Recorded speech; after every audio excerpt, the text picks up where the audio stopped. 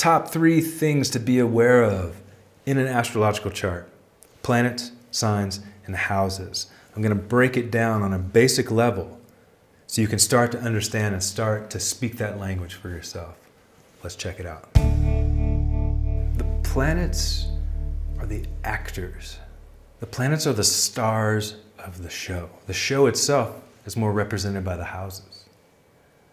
But the planets are the ones that embody the archetypal energies and expressions of the life experience. They costume and adorn themselves with the signs of the zodiac. That's where they color and express their character. So you may have an archetypal expression. For example, Mercury, let's use him as an example. He's going to express the mind, the intellect, the communicator. Okay, let's say we have Mercury. Well, in this example here, we have Mercury in Libra.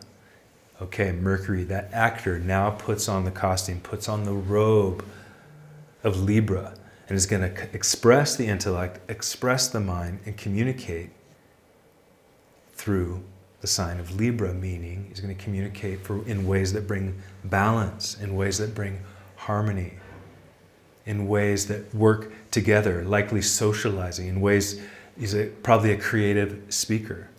We have to remember, then we connect the ruling planet to each sign. Libra being ruled by Venus. What does that mean? It brings in the Venetian qualities onto the robes that Mercury is wearing now. Probably very poetic in his or her expression. Speaking in ways that unify and bring people together as opposed to separate. All these are Libra qualities. My point is, what I'm getting at here is these are the ways that the archetypes express the myriad and various colors of the universe, of the cosmos, of the zodiac. So again, we have the actors adorning themselves, the robes of the zodiac, and then playing out and expressing the drama of life. And the drama of life is represented by the houses. The houses, there are 12 houses in a chart.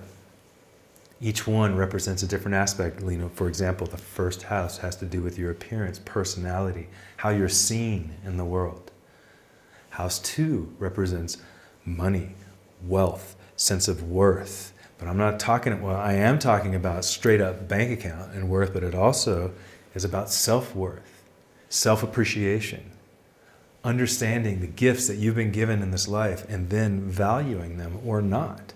Third house of communication, fourth house of family, home, fifth house, creativity, sixth house, work, showing up, work, service to the world on a day-to-day level, seventh house, relationships, so on and so forth. The drama of life plays out, cycling on, and the actors, planets, will always express themselves through the various signs of the zodiac, which make up all of us, our personalities, our quirks, our gifts, our struggles.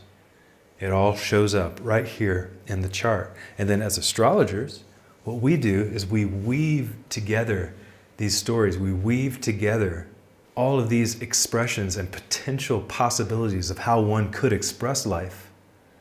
And we create the story. And we help people reflect upon their lives. We help people see in a mirror that perhaps they normally wouldn't get to look at, perhaps they normally wouldn't think about or express. You know, oftentimes people will dismiss astrology quickly as like woo-woo nonsense. And it's unfortunate because there's so much value in what astrology can offer. There are many gifts, but you have to be open. You have to be willing to look in that mirror. And if you're judgmental about it, you close yourself off right away. And I guarantee you, I could read that judgment in your chart. But you have to be willing to look at that and at least show up. You know, as my friend likes to say, you must be present to win.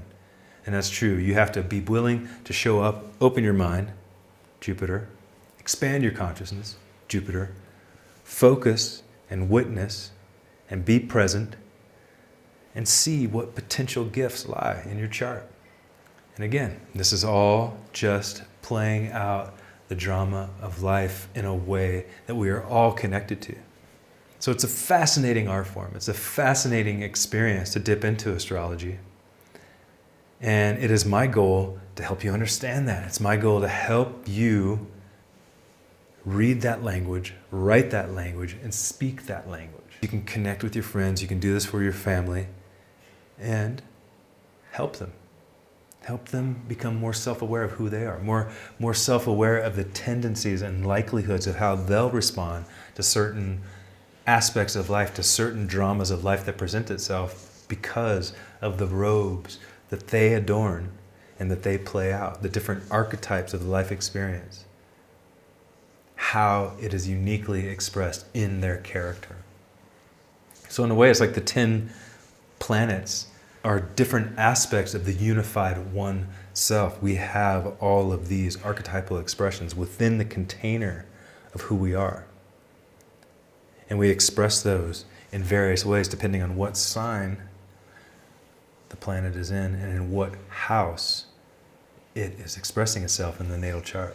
So I realize I've probably gone a lot of different places here, but hopefully you were able to follow what I'm saying. And hopefully it gives you a better understanding of what the natal chart is. I think in the future I'm going to make more videos breaking things down on a basic level to help you understand even further, to kind of go on more of a microcosmic level of what this glyph represents. Thank you once again for taking the time to be here with me on my channel. If you enjoy what you're hearing from me, please subscribe to my channel down below. It helps me a lot. And thank you very much.